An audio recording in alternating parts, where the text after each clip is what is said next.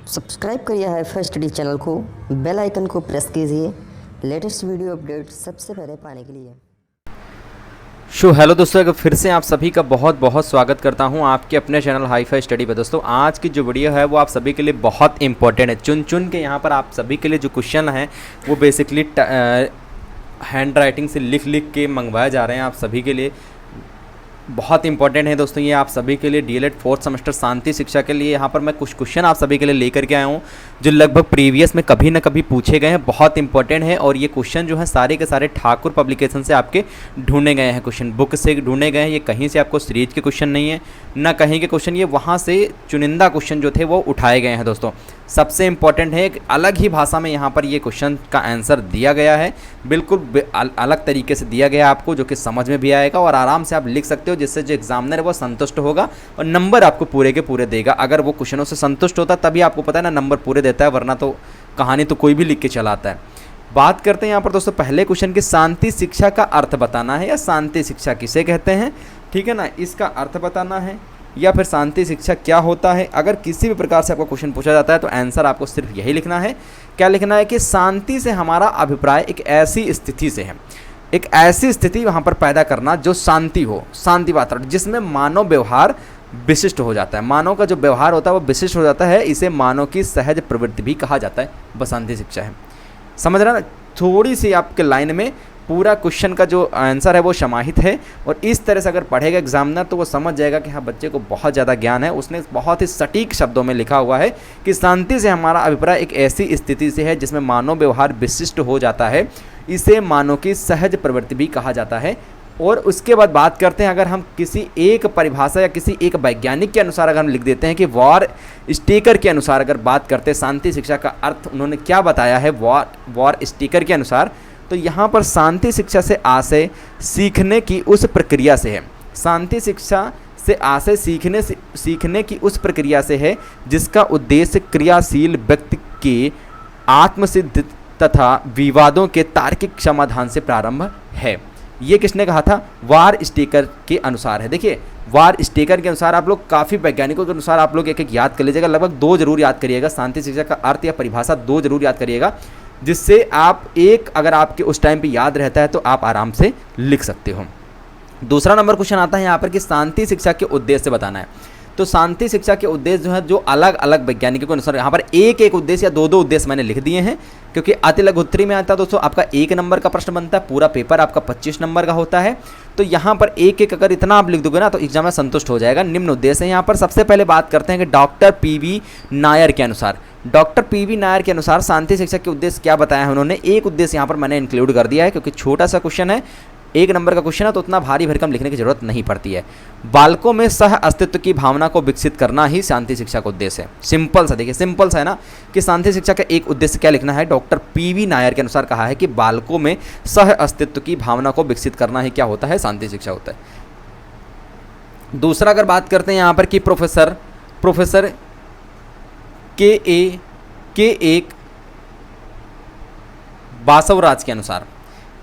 एक बासवराज के अनुसार क्या बताया है। पहला बताया इन्होंने कि नवयुवकों में शांति के आध्यात्मिक मूल्यों को विकसित करना, नए पीढ़ी है जो नए युवक जो हैं उनमें शांति के आध्यात्मिक मूल्य जो हैं उनको समाहित करना, उसमें उनको विकसित करना, ठीक है ना।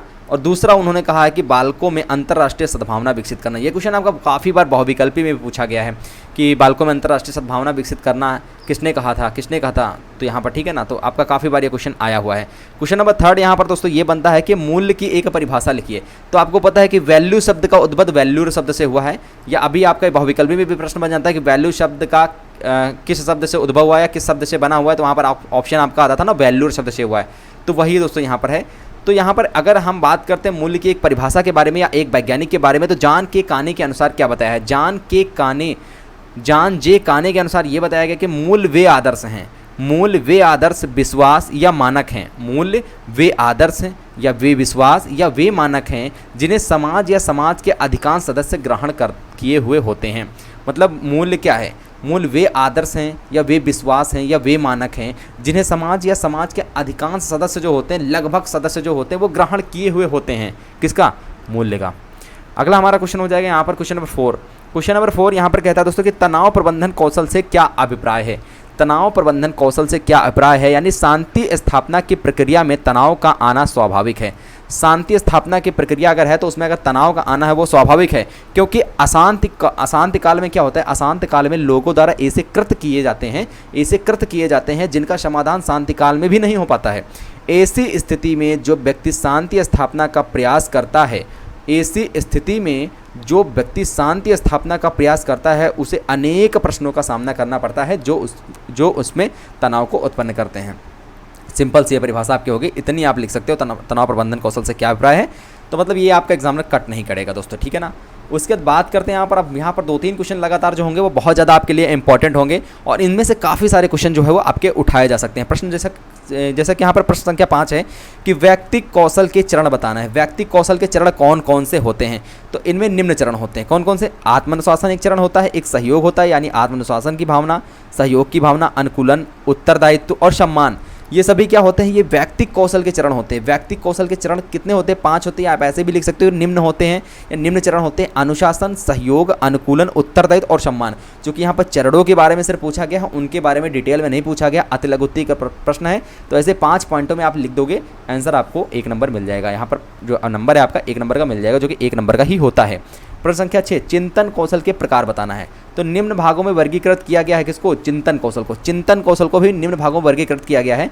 पहला हो जाएगा आलोचनात्मक चिंतन, दूसरा रचनात्मक चिंतन, द्वंद्वात्मक चिंतन और प्रतिबिंबन। आलोचनात्मक चिंतन, रचनात्मक चिंतन, द्वंद्वात्मक चिंतन और प्रतिबिंबन, ये होते हैं दोस्तों आपके 4 चिंतन कौशल के जो प्रकार होते हैं वो 4 बताए गए हैं। आलोचनात्मक, रचनात्मक, द्वंद्वात्मक और प्रतिबिंबन। फिर अगर हमारा अगला क्वेश्चन पूछा जाता है, जैसे मैंने आपको बताया था 3-4 क्वेश्चन आपके लगातार वेरी मोस्ट इंपॉर्टेंट है। क्वेश्चन नंबर 7 कि संप्रेषण कौशल के चरण बताइए। संप्रेषण कौशल के चरण आपको बताना, तो संप्रेषण कौशल के बारे में भी आपको पता है ना कि इसके जो चरण होते हैं वो निम्नवत होते हैं। कौन कौन से? पहला हो जाएगा प्रस्तुतिकरण, ये संप्रेषण कौशल का एक चरण है। सक्रिय सरलता, ये भी एक संप्रेषण कौशल का चरण है। तीसरा समझौता, ये भी समझौता वार्ता, ये भी आपका संप्रेषण कौशल का चरण है। चौथा हो जाएगा मूक संप्रेषण, तो मूक संप्रेषण भी क्या है आपका, ये संप्रेषण कौशल के चरण के अंतर्गत आता है। क्वेश्चन नंबर 8 कहता है यहाँ पर कि डॉक्टर राधाकृष्णन के अनुसार शांति शिक्षा का अर्थ बताइए। काफ़ी बार क्वेश्चन पूछा गया है और वेरी मोस्ट इंपॉर्टेंट, क्योंकि डॉक्टर राधाकृष्णन के अनुसार यहाँ पर बात हो रही है ना। तो डॉक्टर राधाकृष्णन के अनुसार, ये डॉक्टर राधाकृष्णन ने शांति शिक्षा के अर्थ पे क्या बताया था? उन्होंने कहा था कि शांति का अर्थ है दूसरों के प्रति सद्भावना। शांति का अर्थ क्या होता है? दूसरों के प्रति सद्भावना तथा उन लोगों से समझौता जो धर्म की दृष्टि से भिन्न है, यानी कि जो दूसरों की भावनाओं की कद्र करना, जिनकी उपासना हमसे भिन्न है, यही सद्भावना, यही शांति है। यही सद्भावना है, यही शांति है। नेक्स्ट हमारा क्वेश्चन हो जाएगा क्वेश्चन नंबर 9 कि अनुच्छेद 22 में क्या वर्णित है। अनुच्छेद 22 में क्या वर्णित है? तो अनुच्छेद 22 में वर्णित है कि किसी को भी मनमाने तौर पर गिरफ्तार या नज़रबंद या निर्वासित नहीं किया जाएगा। किसी को भी मनमाने तौर पे गिरफ्तार नहीं किया जाएगा, नज़रबंद नहीं किया जाएगा, निर्वासित नहीं किया जाएगा। ये अनुच्छेद 12 में वर्णित है। क्वेश्चन नंबर 10, नैतिकता के क्षेत्र क्या हैं? नैतिकता के क्षेत्र क्या हैं, यानी नैतिकता के कितने क्षेत्र हैं? तो इनके क्षेत्र बेसिकली आपका व्यक्ति, ये इसका क्षेत्र आ जाता है, परिवार क्षेत्र आ जाता है, स्कूल और समाज, ये 4 क्षेत्र आ जाते हैं नैतिकता के 4 क्षेत्र आ जाते हैं। अगला क्वेश्चन हमारा होता है कि नैतिकता क्या है। नैतिकता भी हमें पता होना चाहिए कि नैतिकता आखिर आकार होती क्या है, नैतिकता जो है वो किसे कहते हैं। तो नैतिकता बेसिकली होती है यानी नीति के अनुसार व्यवहार करना ही क्या होती है? नैतिकता होती है। नीति के अनुसार ही व्यवहार करना क्या होती है? नैतिकता होती है। नीति के अनुसार ही व्यवहार करना क्या होती है? नैतिकता होती है।